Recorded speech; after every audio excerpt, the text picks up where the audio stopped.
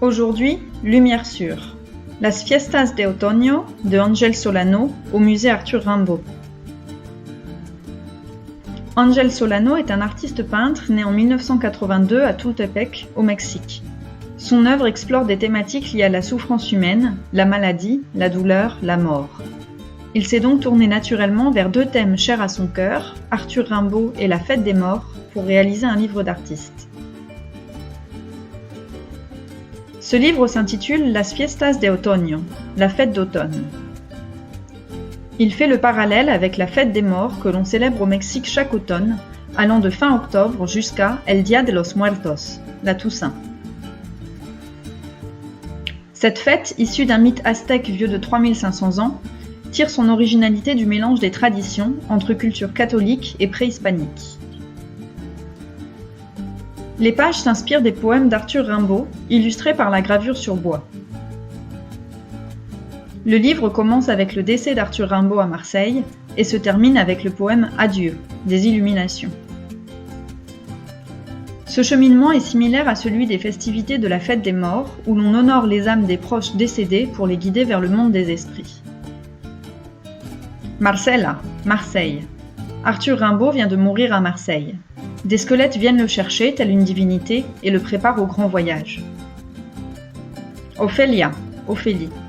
La blanche Ophélie, sanctifiée par l'artiste, gît, flottant sur l'eau comme dans le poème.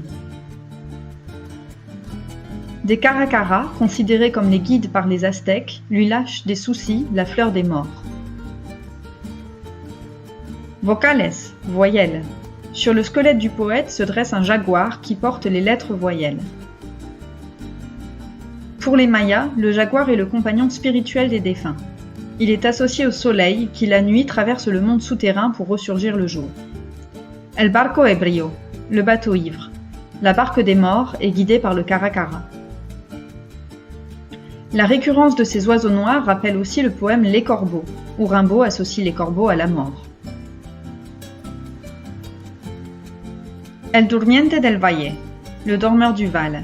Les oiseaux tiennent une banderole où il est écrit « Dors mon amour ». San Rimbaud, Saint Rimbaud. Le poète, accompagné du caracara à droite et du soleil à gauche, est sanctifié, quasiment assimilé au Christ.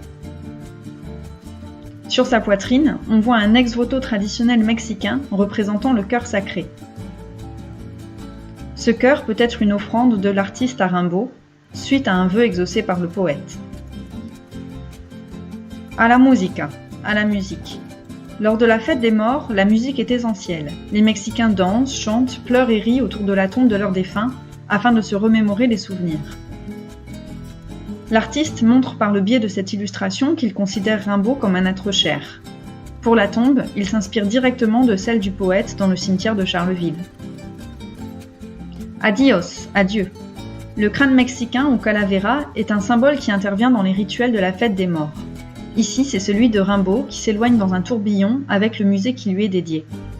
Nous touchons à la fin de la procession de la fête des morts et l'artiste lui dit adieu. Rimbaud a voyagé en Asie et en Afrique, mais jamais en Amérique. Pourtant, Solano relève le défi de faire converger sa poésie avec la culture mexicaine. Ce livre d'artiste est à découvrir au musée Arthur Rimbaud.